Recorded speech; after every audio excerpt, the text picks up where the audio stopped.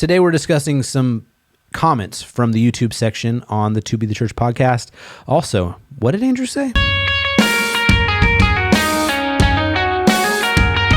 Welcome to the To Be the Church podcast, where we explore what it looks like to truly be the church in today's culture. Happy baseball season, everybody. Boom, chagalaka. We're obviously recording this in advance, but as this comes out, yesterday was opening day. Beautiful. Earliest opening day in history. Really? Yeah, March 28th. I don't really follow baseball, as you guys know, but it seems like the World Baseball thing is creating some buzz, which is good for baseball. Yeah. And Ohtani sounds like he's like a once-in-a-million-year talent. Like they're saying he's like... Oh, yeah. He he's won going the to MVP last year. He's going to get a $500 million contract, like a full best pitcher, and like he's going to get a... That's pretty amazing. That's good for baseball. That's what they need, superstars. Too bad he's on the Angels. Yeah, that's a bummer. Yeah. But I do like him. Yeah. Did you watch any of the World Baseball Classic? No, I'm totally against it. I turned it on. Like I was like, oh, that game's happening. I turned it on, watched the second batter I saw hit a grand slam. Really? And I was like, that's awesome. Time to turn it off. But it was on Disney Plus, so big anti-Disney over here. Wait, I have Disney Plus because my Verizon account, they give it to you for free. Well, I mean, they make you pay for it, you know. Yeah. Corporations, you know. All right, so let's see. How do we want to start today's episode? So I have something I want to talk about. I was listening to a recent sermon by Dr. A.B. Murch, and I noticed he's kind of been changing his tune in regard to like gender roles and the church and stuff. Great. And I think it's really progressive and commendable. But I just want to see what he thought about this. So let's play the clip. What can you conceivably say? We need biblical leaders in our churches today in America, right? And the people we need to lead should not be singled out like we see in our modern society today. You know, I'll be honest with you. I look forward to the day when women with leadership and insight, gifts and talents, callings, and prophetic leanings are called out and celebrated as Deborah, instead of silenced as Jezebel. You know, if we hide that reality and truth, we need to take another look at what the Word says, right? You know, people want black and white answers, but Scripture is just a rainbow arch across a stormy sky. Oh. So what do you have to say for yourself? Yeah. Do you think that sounds like me? That is you. That's not me.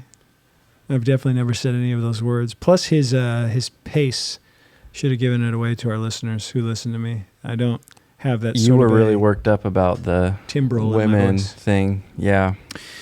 Yeah, dude. That was bad on a lot of levels. We could talk OT use of Deborah. We could talk, just interesting.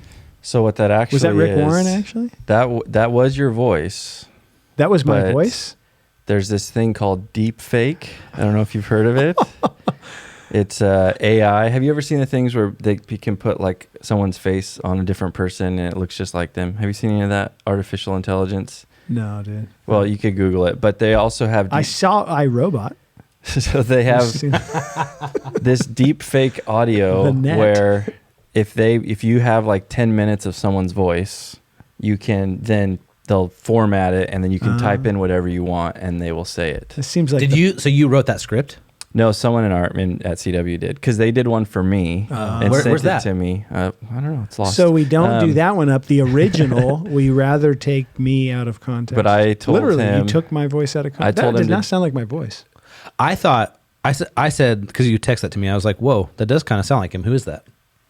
There are parts, so he, like, what you have to do, what's tough is you have to put in the ums and, like, try to get the cadence right. Yeah, he missed the cadence. There was, at the beginning, it definitely sounds like you, but it speeds up a little bit. I know, I never say, I don't think I ever say honestly. Do I ever say honestly? That's not a phrase I use a whole lot. You say literally a lot. Literally? I'm taking you to say that. That's literally?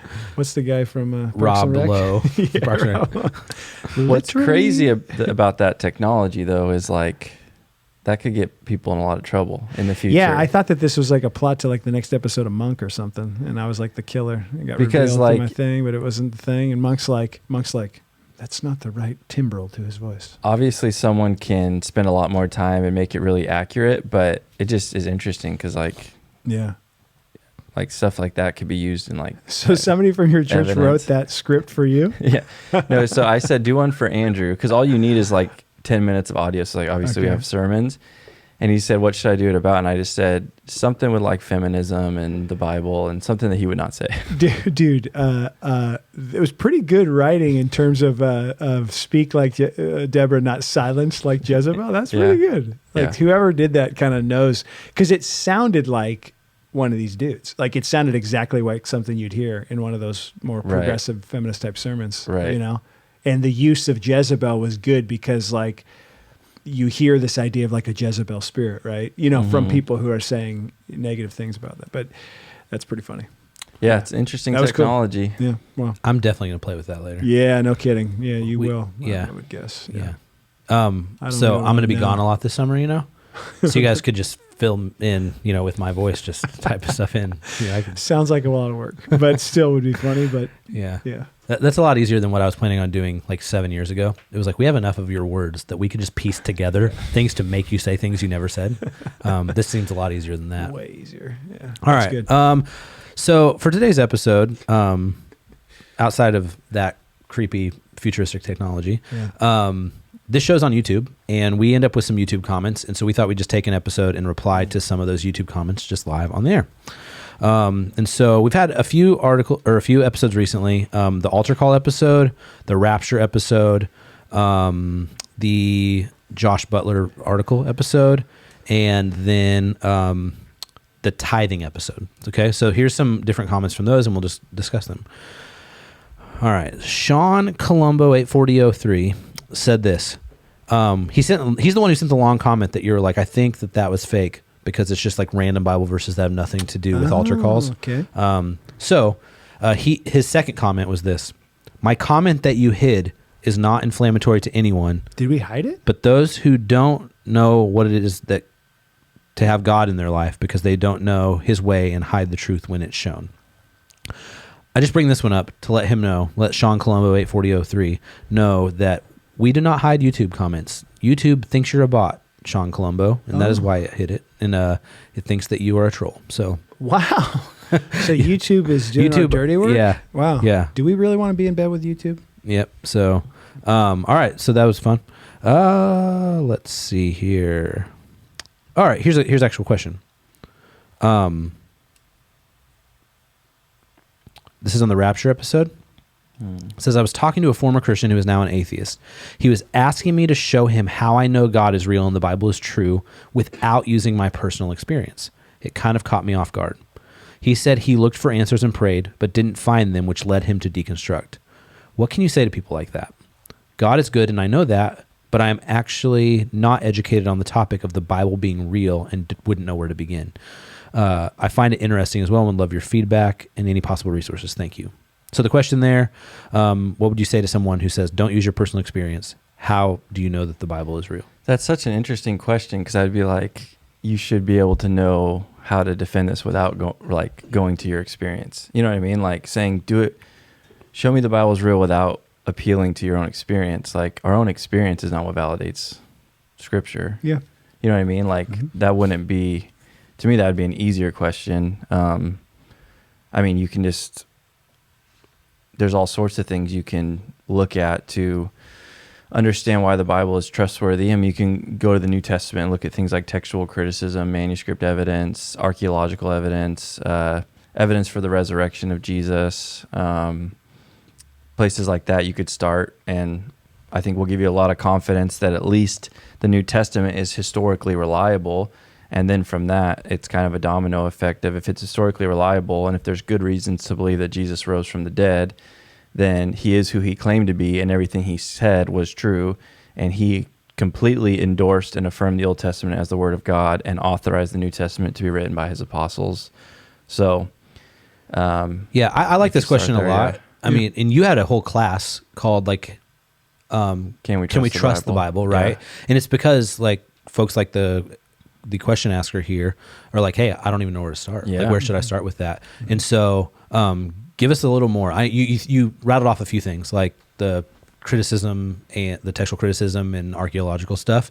Like if somebody's like, yeah, I'm all about that, where should I start?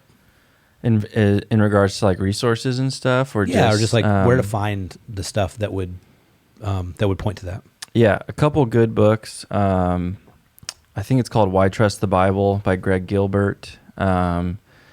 Is a great little book on this.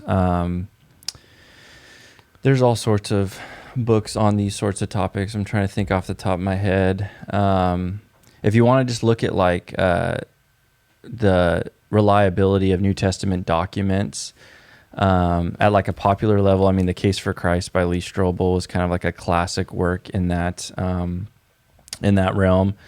If you want to look up things on textual criticism, look up guys like Daniel B. Wallace, Darrell Bock, an older guy that's not alive anymore, F.F. Bruce, wrote a lot about that. Sean McDowell's The Evidence That Demands a Verdict was kind of a classic work in that. But yeah, I think Josh McDowell. Sean's his son. Sean's the son. Yep. Josh. Yes, that's correct. At a more academic level, Michael Kruger has written some really good stuff on the canon. He even has a blog called Canon Fodder, which has a lot of good stuff on it. So, yeah, I mean, kind of what I just laid out a minute ago was kind of the case that Greg Gilbert makes in his book. But if you can trust the historical reliability of the New Testament, and there's very good reasons. You got eyewitnesses and the lifetime of other eyewitnesses claiming things.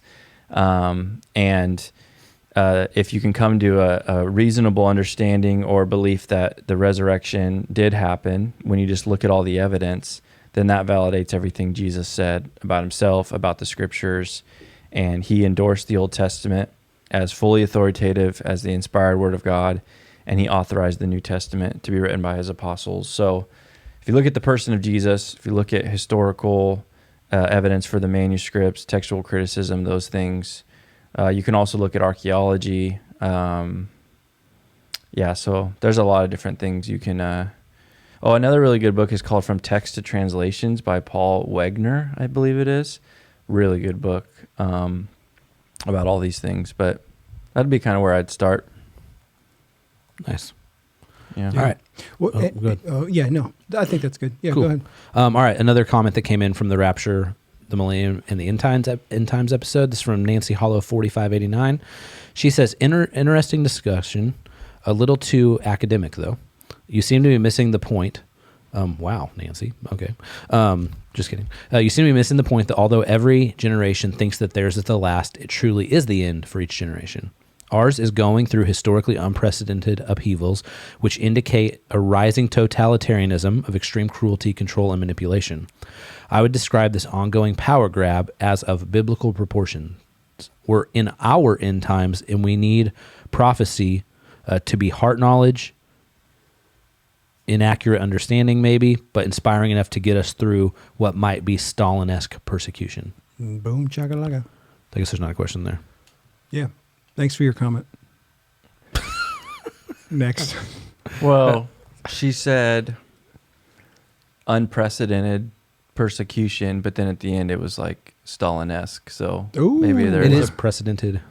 Yeah, there's your Right. precedent. Stalin-esque. do you think people bring that up a lot, like things have never been this bad. I just don't think if you Yeah, actually but- study history, that's not accurate. Yeah, you have to be illiterate to think that. Maybe in the last 300... I mean, no offense. may- I'm just saying, like, have you literate meaning reading? Yeah. Like, if you've read history, yeah.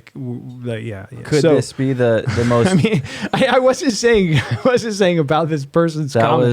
was He the was good saying, doctor. That wasn't me and he Tyler. was saying, Ben said, people think that things have never been this worse, and I don't know. Did she say things have never been this bad? She said of biblical proportions. Yeah, ours is going through historically unprecedented upheavals, which indicate a rising totalitarianism. Okay, yeah. So this wasn't directed at her. This is directed at the thing where it's like, things have never been this worse. I do think, just objectively speaking, you have to be illiterate to think that, because But a lot of meaning Christians if you think that, read a book, read a book or two or 9, just because historically speaking, things have been a lot worse, and that doesn't mean things aren't bad right now or couldn't be bad or whatever else. And my wife and I were talking about this actually over dinner last night because she follows all these, she's super into gardening and we homeschool our kids. And so she follows like YouTube, channels of gals who are like homeschooling and gardening and doing different things. And like, she'll get these, she'll like, it'll suggest other videos kind of in those arenas. And sometimes she'll get into these like, she's just trying to figure out how to like grow broccoli seeds, or get that all figured out in the soil mixtures and stuff.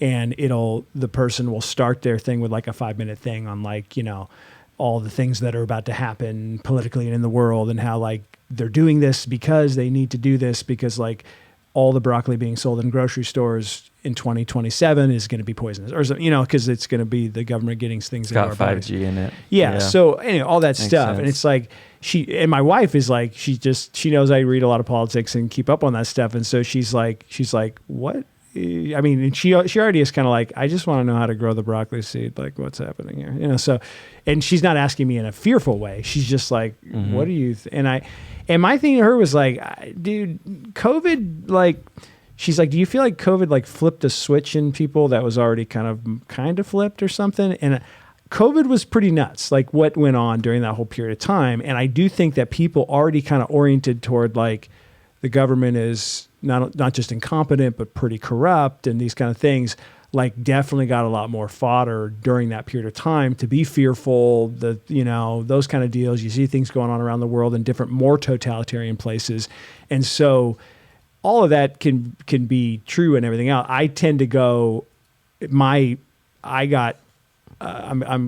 not quite maybe as cynical as Tyler is on politics, but like, right? I can say that, right? You're pretty cynical on politics. 1000%. I definitely became much more cynical on politics, I think, through that period of time, but not in a way to disengage it, but in a way of like, I just think people are really incompetent, and I think government is very incompetent because it's a lot of people that are incompetent, and not that running for government, I'm insulting everybody makes you incompetent. I just think the more you have human error and human people with power, the more you tend toward corruption and the more you tend toward incompetence and those kind of deals. So, and that even leads more toward my political philosophy, which would be less of that kind of stuff. So I just think, I don't know. I do think it flipped a switch in some people. And not that like 2 years from now, we couldn't be in a totalitarian crisis or something. I'm not saying that, I'm not predicting the future. I'm just saying,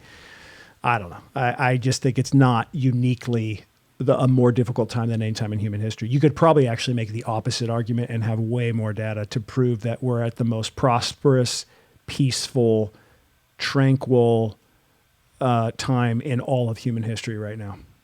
We've just gotten used to it, Like, has there ever been less poverty on the face of the earth than there is now?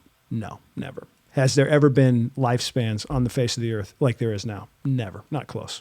In terms of average lifespan in nations, has there ever been the level of prosperity, all this thing? No, like ever. And so we're at a unique time in terms of some positive ways in those senses. And I'm not like making any argument for anything like anything's good or the way it should be. I'm just saying when you look at all of history, dude, and you look at like, I almost said real pandemics.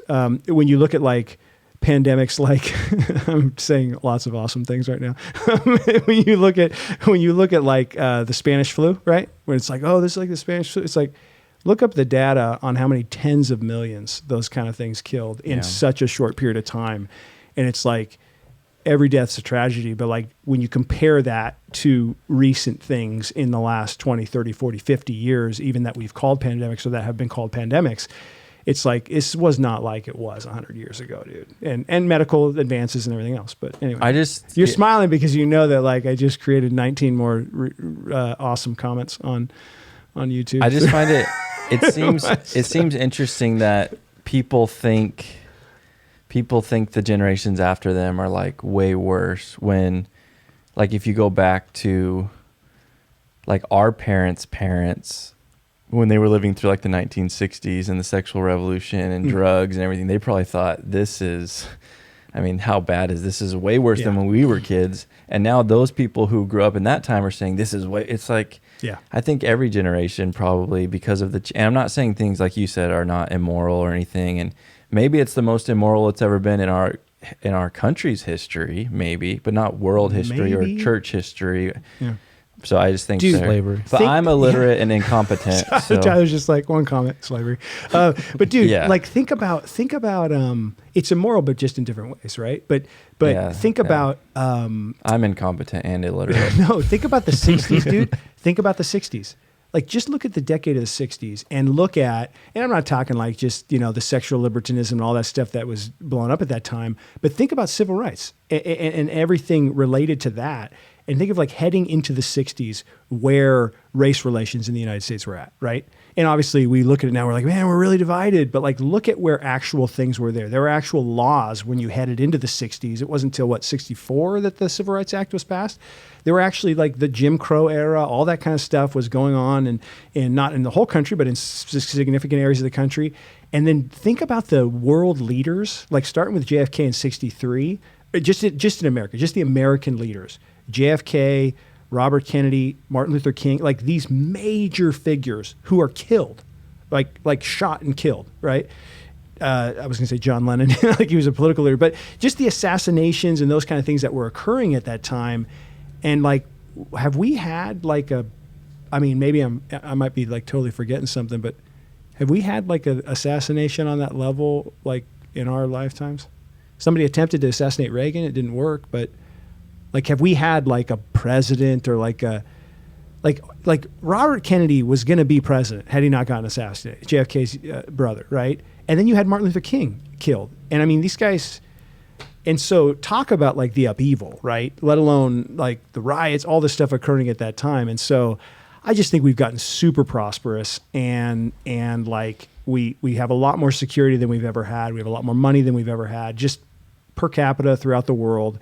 But we also have a lot more technology and a lot clearer of a view on what's going on and all the worst things that are happening. And that, I think, gets to the heart of the issue a little bit, is like we see the worst things that are happening the moment they happen, right? And those things have been happening for all of human history since Genesis 3. I mean, we didn't have like a TikTok of Cain killing Abel, right? We now do. And yet, like all the stuff going on, I mean, can you say this is the worst time in human history? Like, again, being literate, like read Genesis, right? Read about Sodom and Gomorrah. Read about, read the book of Judges. We go back to from last week. Like I just think we have more of a view of that. And so and especially because the things that get the clicks and get the views are not just like normal lives, like people being with their families or whatever. Like the things that get the views are the sensational, scary, fearful, et cetera, And so I just think that's tips the scale for people. All right, we have one more from the Rapture episode. This comes from Jack William Atkins 5602. He says, oxalates cause every disease.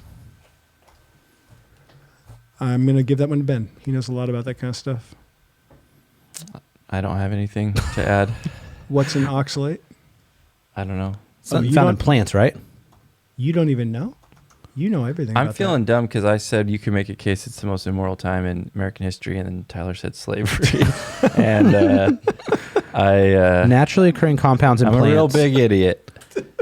Dude. I was thinking like with trans and the kids and all that stuff. That's what I was thinking. That is unique. That is a unique thing. But that yes, they there are definitely worse weren't doing times back in our then. country. Yeah, but too, how can we, I just think too on some of that, Ben, and I'm defending you against yourself right now because you're charging yourself with being dumb. Negative self-talk. I'm incompetent, illiterate. Cody has lost it. He lost it at illiterate and he hasn't recovered it. So dude, I think... I'm the worst. Is that you're the best.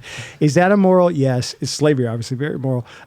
Is the trans thing immoral? Yes. And so it is hard to gauge and like to put these two different aspects of history. It's like, this is such a trivial example, but it's like arguing the greatest quarterback of all time before Tom Brady, Like me and my roommate in college he was from Denver and I'm a big Niner fan.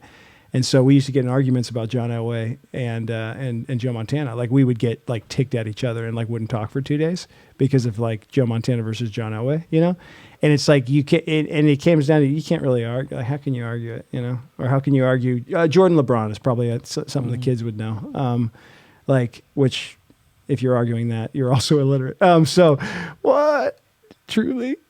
Oh no. Well, you have a kid that likes LeBron, so you're probably don't. We can't do this on the air. Don't do this, Tyler. Are you a LeBron apologist? Over Jordan? Yeah. Oh no. It's because of Nick Wright. That's why you've bought into his propaganda. Dude. I'm gonna lie here in the fetal position. One-on-one in their prime, LeBron will murder Jordan. Oh God. Stop. Okay. Oh my word. We truly need to end this episode right now. Wait. We have one more. We have one more comment. This is from our Josh Butler episode, the article thing. All right. This is from Donna Burrow 887. It's a bit disappointing that you are having a conversation about this article when 2/3 of you have not read either the article or the first chapter. I would just like to say, Donna, that's just how we do things here at To Be the Church. Might have been Donna's first episode. That's all. And to be fair, I said like 3 words that whole episode because I admittedly had no knowledge of the situation. Sure. So, I'll own that though. I'm going to read that now that have more time to read. Yeah. All right. Well, we'd love to see your comments here on YouTube. I don't know why everyone who comments on our page has 3 or 4 numbers at the end of their username, but maybe that's just they're all bots, maybe. But we'd love to hear from you. Do that on YouTube, just in the comments on the video you're watching, or podcast at tobethechurch.com. Have a great week.